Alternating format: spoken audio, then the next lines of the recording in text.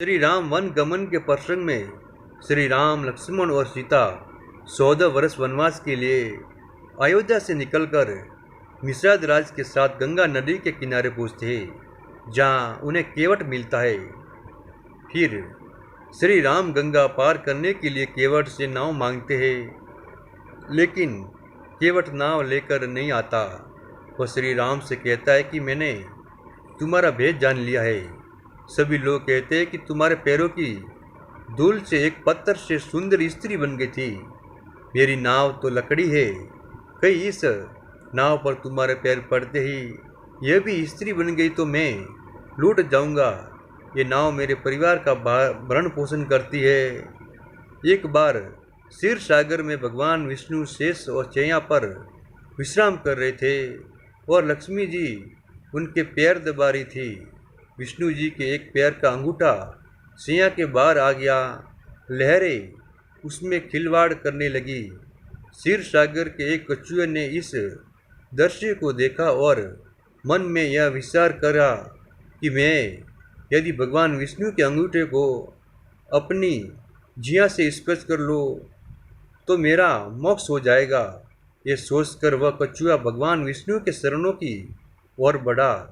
उसे भगवान विष्णु की ओर आते हुए शेषनाग जी ने देख लिया और उसे भगाने के लिए जोर से फुआ कर सुनकर कछुआ भागकर छुप गया।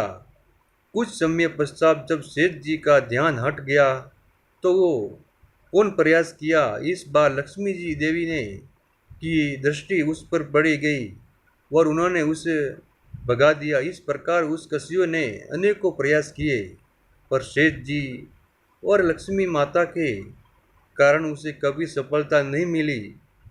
यहाँ तक कि सृष्टि की रचना हो गई और सतयुग बीत जाने के बाद त्रेता युग आ गया। इस बीच उस कछुए ने भी अनेक बार अनेक योनियों में जन्म लिया और प्रत्येक जन्म में भगवान की प्राप्ति का प्रत्ययन करता रहा।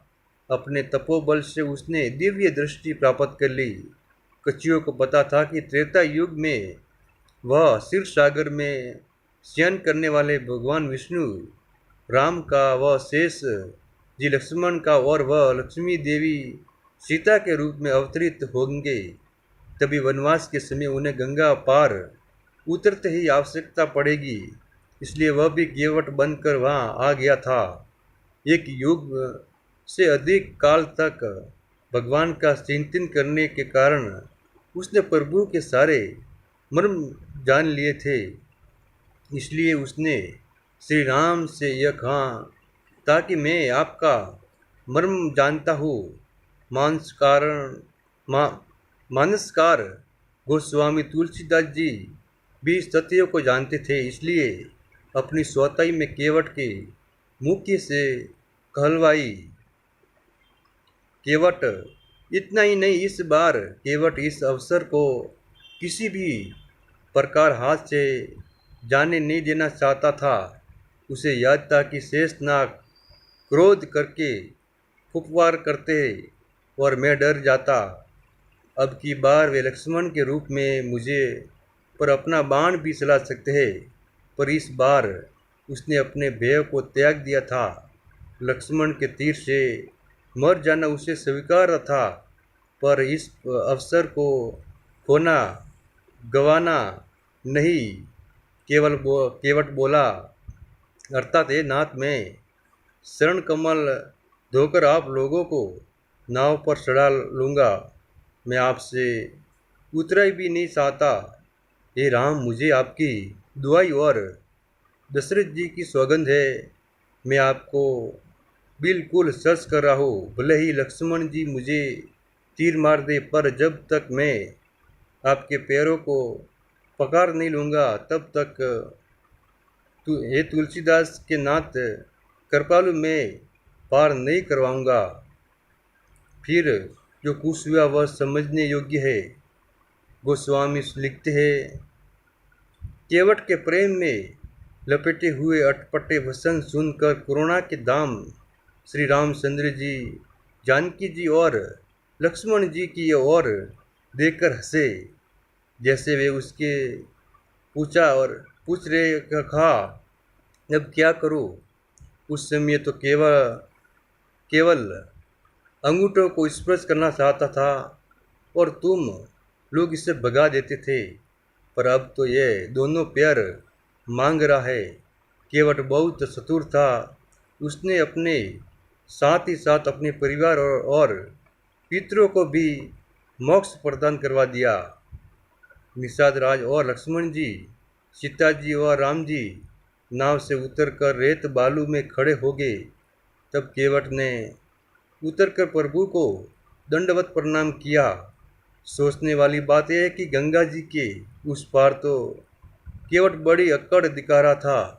जैसा कि गोस्वामी तुलसीदास लिखते हैं, एक बार जिनका नाम स्मरण करते ही मनुष्य भव सागर से पार उतर जाता है, और उन्होंने वामन अवतार में संसार को 3 पग से भी छोटा कर दिया था, अर्थात 2 ही पग से त्रिलोकी को नाप लिया था।